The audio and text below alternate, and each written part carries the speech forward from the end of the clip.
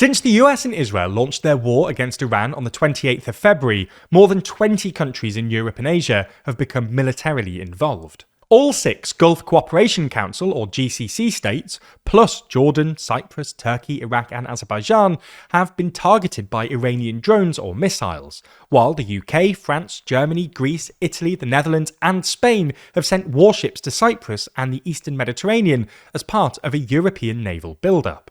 On top of that, Russia is reportedly providing Iran with intelligence to target US forces in the Middle East, while Ukraine is assisting the US and GCC countries with shooting down Iranian-made Shahed drones, which Russia has been using to attack Ukraine, connecting the two regional wars in Ukraine and Iran. So, in this video, we'll explain the network of countries currently involved in the Iran war, and discuss whether we're in the foothills of another world war.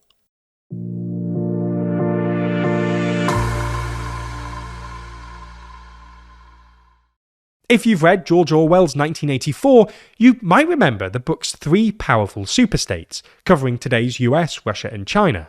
In the latest issue of Our magazine, we consider how these Orwellian spheres of influence are taking shape, and whether we're entering a new age of empires. That's just one of 72 pages in the magazine, because as always, there's more to too long than you'd expect. Purchase your copy by clicking the link in the description.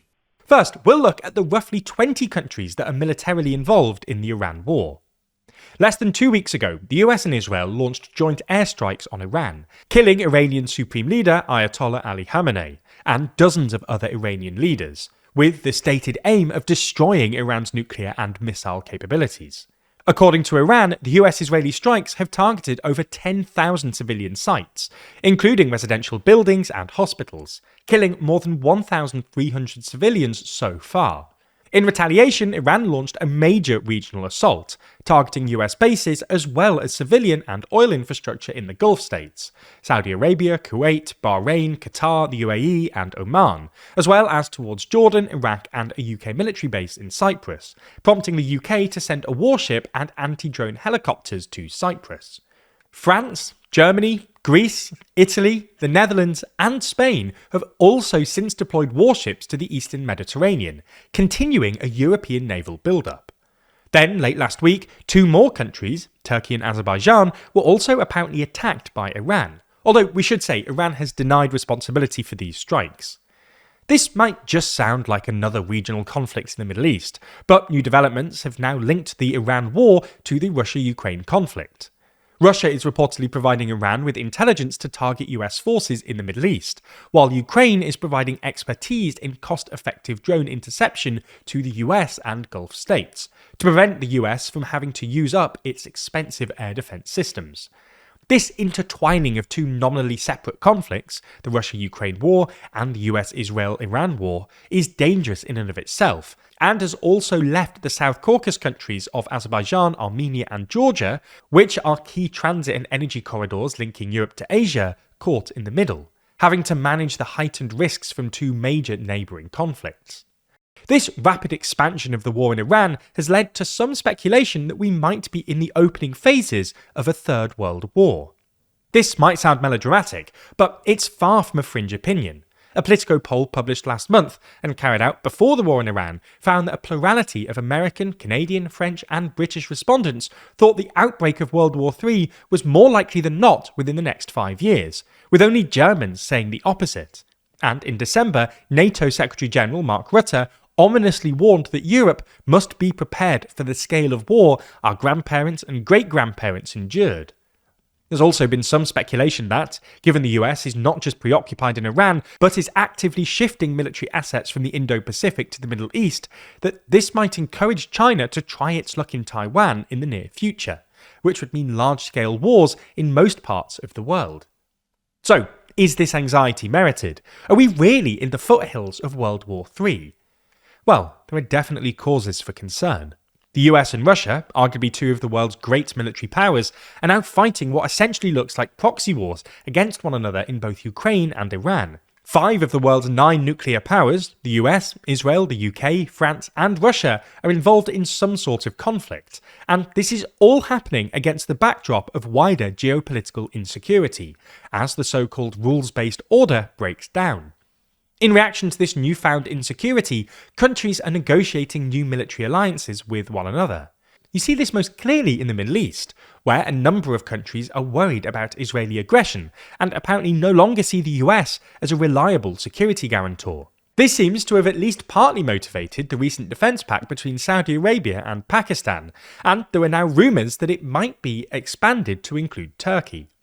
The Saudis have also deepened security cooperation with Somalia and Egypt, while the UAE, the Saudis' regional rival, have responded by deepening security ties with Ethiopia and India, and Israel is apparently pushing for a new so-called hexagon of alliances, which would include Israel, India, Greece and Cyprus. New alliances are a rational response to a deteriorating security situation, but this situation is also eerily reminiscent of what happened in the prelude to World War I, when European countries built complex webs of alliances in an attempt to create a stable balance of power on the continent. This is a massive simplification, but all of these overlapping alliances basically created a row of dominoes that started falling once Austria-Hungary declared war on Serbia.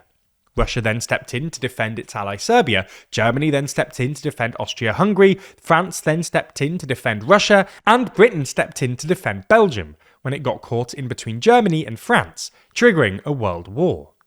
Nonetheless, while things clearly don't look great, a third world war isn't necessarily inevitable, for at least 3 reasons.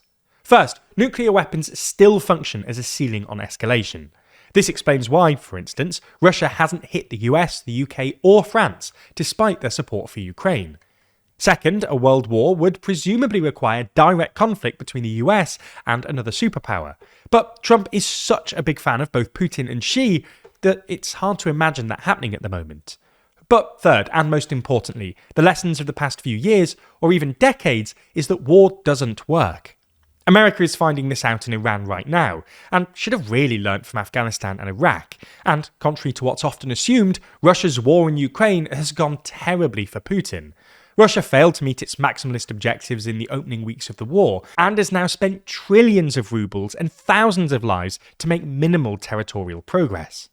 Israel has had some impressive tactical successes in recent years, but these haven't translated into long-term gains. Not only is the war in Iran not going to plan, but Hamas is still in control of Gaza, and Hezbollah are putting up more of a fight than the Israelis apparently expected in Lebanon. As such, the hope must be that the miserly track record of war deters the world's leaders from dragging it into another global one. Now, if you're one to binge watch our videos, or in fact any news videos recently, it's very understandable that you might feel as though the world isn't super safe right now. You're probably doing all you can to at least feel in control of your online security. You're adding an extra 1 or capital letter into your passwords. But is that always enough? Well, luckily our sponsor this week, NordVPN, takes your safety seriously and expertly works to protect all of your data online. It's an unfortunate reality that online scams and phishing attacks are on the rise right now.